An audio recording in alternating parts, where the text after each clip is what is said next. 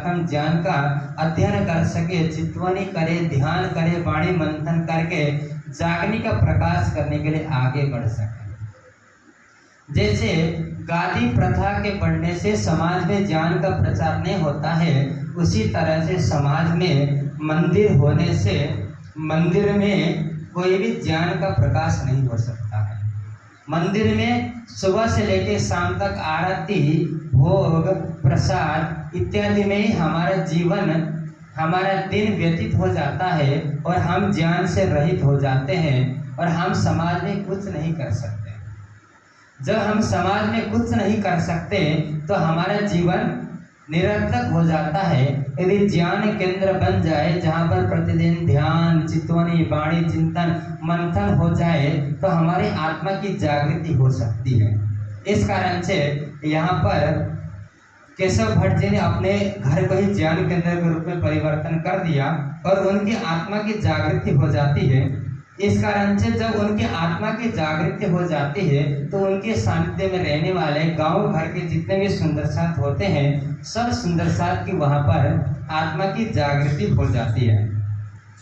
तो इस कारण से सभी सुंदर साथ वहां पर जागृत हो जाते हैं और अब सिद्धपुर के अंदर वहां पर बहुत सारे सुंदर साथ की आत्मा की जागृति होती है और श्री जी अब वहां से चल करके मेड़ता पहुंचते हैं और वहां पर मेड़ता में लावानंद यति नाम का एक सन्यासी रहा करता था जो तांत्रिक विद्या में निपुण था। यति का अर्थ होता है सन्यासी। उसी प्रकार से मुनि का अर्थ क्या होता है? जो ज्ञान के चिंतन में लगा हुआ हो उसको मुनि कहा जाता है। ब्रह्मर्षि किसको कहा जाता है? जिसने ब्रह्म को प्राप्त कर लिया हो उसको ब्रह्मर्षि कहा जाता है। इसी प्रकार से यति का अर्थ होता है सन्यासी, जिसने घर द्वार, मोह, माया, ममता सब कुछ छोड़ करके जो अपना सब कुछ परमात्मा के चरणों में अर्पण कर दिया हो, जो विरक्त होकर के परमात्मा के चिंतन में डूबा हुआ हो, इसको यति कहा जाता है।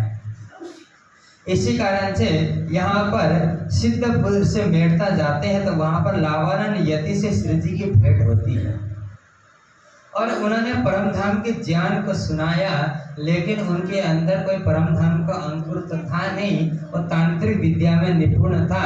इस कारण से उसने भूत प्रेतों को बस में कर रखा था।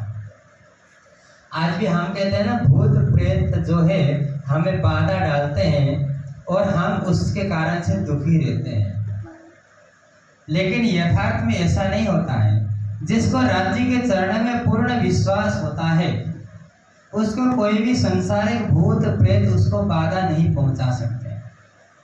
जब हम राज्य के चरणों से दूर हो जाते हैं, जब राज्य में विश्वास नहीं होता है, जो संसारिक पदार्थों की लालसा बनी रहती है, संसारिक लालच हमारे अंदर भरा रहता है, तब जाकर के कोई भी आसुरी जो प्रवृत्ति होती है वो हमारे ऊपर आकर के हावी हो जाती है।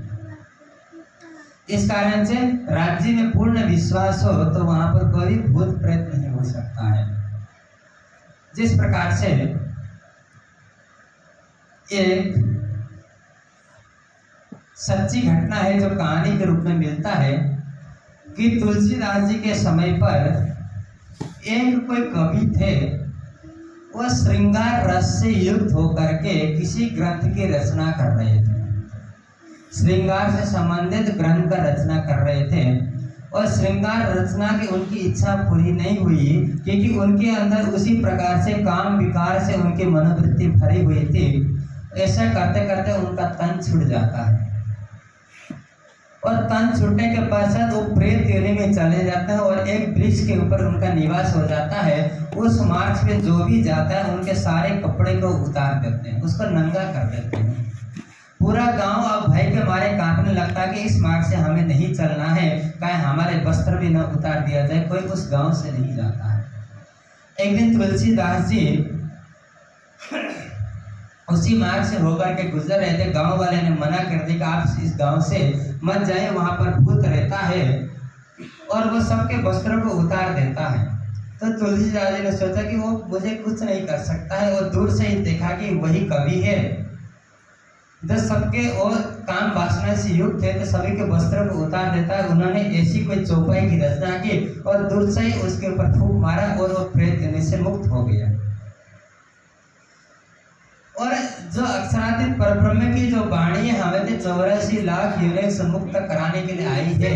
और तारतम जल ग्रहण करके भी यदि हम भूत प्रेत से डरते हैं तो हम परम धाम के ब्रह्म सृष्टि कहलाने के अधिकारी नहीं है। भूत किसको बोलते हैं? भूत का अर्थ होता है प्राणी। जैसे हमारे शरीर के अंदर 5 तत्व है, पृथ्वी, जल, अग्नि, वायु और आकाश। और सूक्ष्म